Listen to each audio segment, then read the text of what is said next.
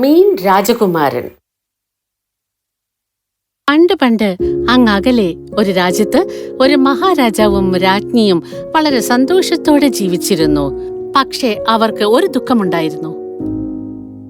എന്നാണ് നമ്മുടെ പ്രാർത്ഥന കേട്ട് ദൈവം നമുക്ക് രണ്ടുപേർക്ക് ഒരു കുഞ്ഞിനെ നൽകുക? രാജദമ്പതികൾക്ക് കുട്ടികളില്ലായിരുന്നു.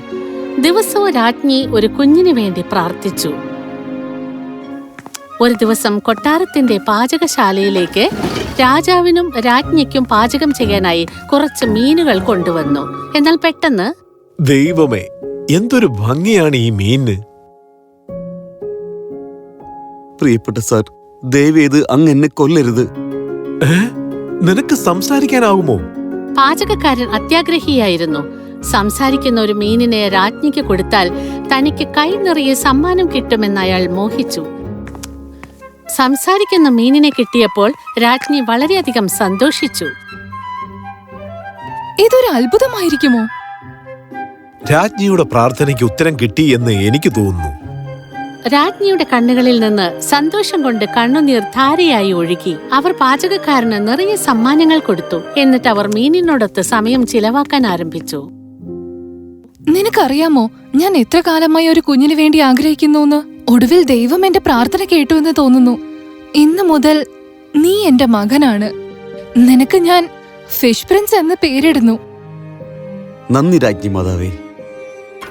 ദിവസങ്ങൾ കടന്നുപോയി. തനിക്ക് കിട്ടിയ മകനെ രാജ്ഞി വളരെയധികം സ്നേഹിച്ചു. ജനങ്ങൾക്ക് അതൊരു തമാശയായിരുന്നു. പക്ഷേ ആരും ഒരക്ഷരം പറയാൻ ഭയപ്പെട്ടു. അങ്ങനെ ഒരു ദിവസം രാവിലെ ഉറക്കമുണർന്നപ്പോൾ രാജ്ഞി ഒരു കാഴ്ച കണ്ടു. പാത്രത്തിൽ സ്ഥലമില്ലാത്ത രീതിയിൽ ഫിഷ് പ്രിൻസ് വളർന്നിരിക്കുന്നു.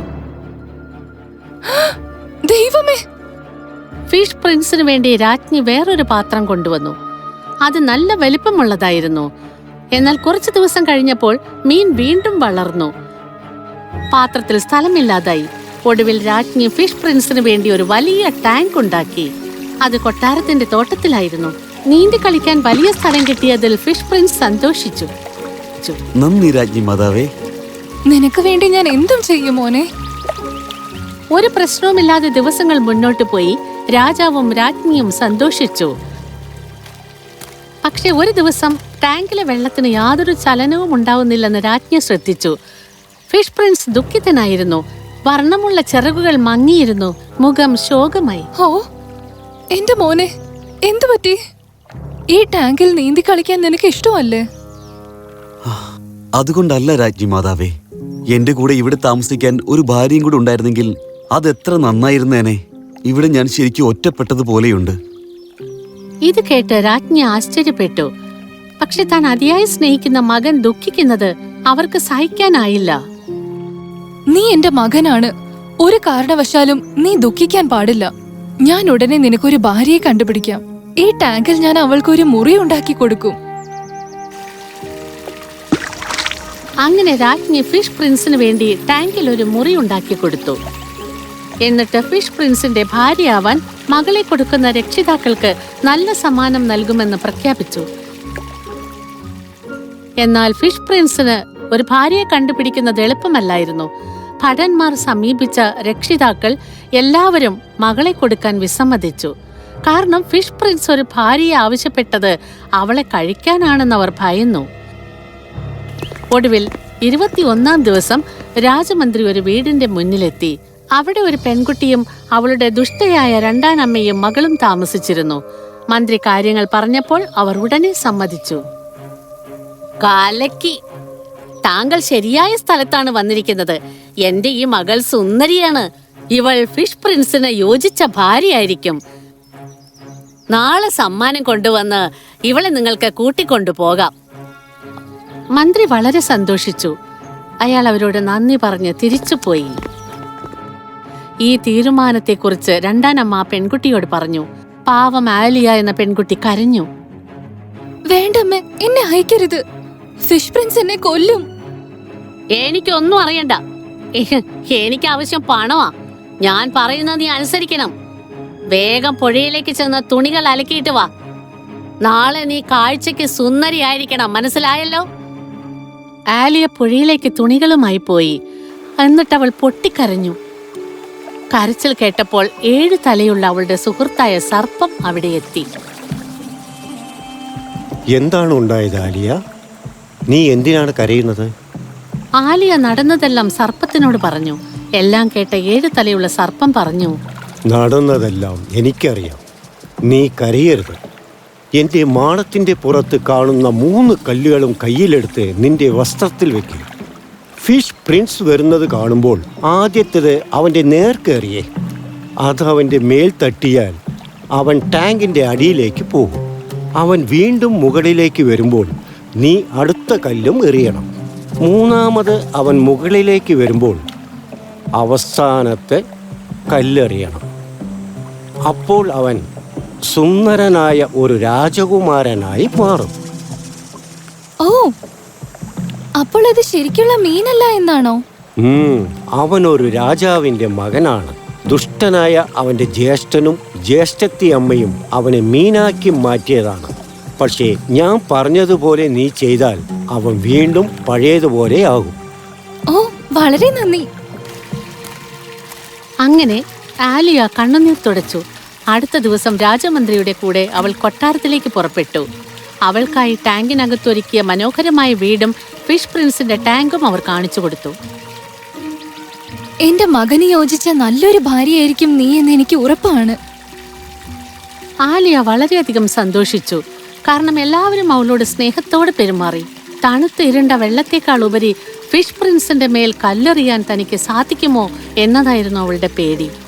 പക്ഷേ അവൾ എല്ലാവരുടെയും അടുത്തു നിന്ന് തന്റെ മുറിയിലേക്ക് പോയി. അവിടെ അവൾ 3 കല്ലുകളും കൊണ്ട് ഫിഷ് പ്രിൻസിന് വേണ്ടി കാത്തിരുന്നു. എല്ലാവരും ഉത്കണ്ഠയോടെ നോക്കിയിരുന്നു. ഫിഷ് പ്രിൻസ് മുകളിലേക്ക് വരുമെന്നും ആ പെൺകുട്ടിയെ വിഴുങ്ങുമെന്നുമായിരുന്നു അവരുടെ ആകാംക്ഷ. എന്നാൽ അങ്ങനെ ഒന്നും സംഭവിച്ചില്ല. ഫിഷ് പ്രിൻസ് ഒരിക്കൽ പോലും വെള്ളത്തിന്റെ മുകളിലേക്ക് വന്നില്ല. കാത്തിരുന്ന് മടുത്ത് എല്ലാവരും തിരിച്ചുപോയി. ഒടുവിൽ പതുക്കെ തണുത്തിരുണ്ട രാത്രിയും വന്നു. അന്തരീക്ഷം നിശബ്ദമായി. ചീവീടുകളുടെ ശബ്ദം മാത്രമേ അവിടെ കേട്ടിരുന്നുള്ളൂ. പെട്ടെന്ന് വെള്ളത്തിൽ ഒരു ചലനമുണ്ടായി. വെള്ളം ടാങ്കിന്റെ ഭിത്തികളിലേക്ക് ഓളങ്ങളായി ആഞ്ഞടിച്ചു. ആലിയ ഭയത്തോടെ അവിടേക്ക് നോക്കി. ഒരു ഭീകര മത്സ്യം ടാങ്കിന്റെ മുകളിലേക്ക് വരുന്നത് അവൾ കണ്ടു. അതവളുടെ നേരെ വായ തുറന്നു വന്നുകൊണ്ടിരുന്നു. ഭയം കൊണ്ട് കൈകാലുകൾ വിറച്ചെങ്കിലും ആലിയ ആദ്യത്തെ കല്ല് ഫിഷ് പ്രിൻസിന്റെ നേരെ എറിഞ്ഞു. അതവന്റെ തൊണ്ടയ്ക്ക് തന്നെ കൊണ്ടു. ഉടനെ അത് താഴേക്ക് പോയി. 1-2 നിമിഷങ്ങൾക്ക് ശേഷം അത് വീണ്ടും മുകളിലേക്ക് വന്നു. അവൾ 2ാമത്തെ കല്ലും അതിന്റെ നേർക്കെറിഞ്ഞു. അതവന്റെ തലയിൽ കൊണ്ടു. ഉടനെ അത് വീണ്ടും താഴേക്ക് പോയി. ഇത്തവണ ഫിഷ് പ്രിൻസ് വെള്ളത്തിന്റെ മുകളിലേക്ക് വരാൻ കുറേ സമയമെടുത്തു. അത് ദേഷ്യത്തോടെ അവളുടെ നേരെ അതിശക്തിയോടെയാണ് നീന്തി വന്നത്. ആലിയ പേടിച്ചു. എങ്കിലും അവൾ 3ാമത്തെ കല്ലും അവന്റെ നേർക്കെറിഞ്ഞു. അതവന്റെ വാലിൽ കൊണ്ടു. ഇത്തവണ ഫിഷ് പ്രിൻസ് അടിയിലേക്ക് പോയില്ല. പകരം അതിസുന്ദരനായ ഒരു രാജകുമാരനായി മാറി. നിങ്ങൾ എനിക്കിപ്പോൾ ശാപമോഷം തന്നിരിക്കുന്നു. ഓ, നിങ്ങൾ ഇനിയൊരിക്കലും മീനാവാത്തതിൽ ഞാൻ സന്തോഷിക്കുന്നു. നിനക്കൊരാപത്തും സംഭവിക്കാഞ്ഞതിൽ ഞാൻ സന്തോഷിക്കുന്നു. നമുക്ക് പുറത്തേക്ക് കിടക്കാം. പുറം ലോകത്തിലെ വെളിച്ചവും സന്തോഷവും നമുക്ക് അനുഭവിച്ച് ജീവിക്കാം. ഇനി എനിക്ക് ഈ ടാങ്കിൽ ജീവിക്കേണ്ട ആവശ്യമേ ഇല്ല. ഇങ്ങനെ അടുത്ത പ്രഭാതത്തിൽ സൂര്യൻ ഉദിച്ചപ്പോൾ ഒരു പുതിയ പ്രണയ കഥ ആരംഭിച്ചു. സുന്ദരനായ സ്വർണ്ണാഭരണങ്ങൾ ധരിച്ച രാജകുമാരൻ ആലിയയുടെ കൈപിടിച്ച് മഹാരാജ്ഞിയോട് സംസാരിക്കാനായി കൊട്ടാരത്തിലേക്ക് ചെന്നു. രാജകുമാരന്റെ കഥ കേട്ട മഹാരാജ്ഞി സന്തോഷത്തോടെ ആലിംഗനം ചെയ്തു. നീ ഒരു മീനായിരുന്നപ്പോഴും ഞാനത് കാര്യമാക്കിയില്ല. അന്നും നീ എന്റെ മകനായിരുന്നു, ഇപ്പോഴും നീ എന്റെ മകനാണ്. വളരെ നന്ദി അമ്മേ. എല്ലാറ്റിനും ഞാൻ നന്ദി പറയുന്നു. മഹാരാജ്ഞിയും മഹാരാജാവും മകനെയും ആലിയെയും അനുഗ്രഹിച്ചു. അവരുടെ വിവാഹം ആർഭാടപൂർവ്വം നടന്നു. ലോകമെങ്ങുമുള്ള രാജകുമാരന്മാരും രാജകുമാരികളും അതിൽ പങ്കെടുത്തു. അവരെ സ്വീകരിക്കാനായി എന്താണ് എഴുതിയിരുന്നതെന്നല്ലേ അറിയേണ്ടത്. ഫിഷ് പ്രിൻസ് തന്റെ സ്വപ്നത്തിലെ മത്സ്യകന്യകയെ വിവാഹം കഴിക്കുന്നു. അങ്ങനെ അവർ സന്തോഷത്തോടെ അനേകകാലം ജീവിച്ചു.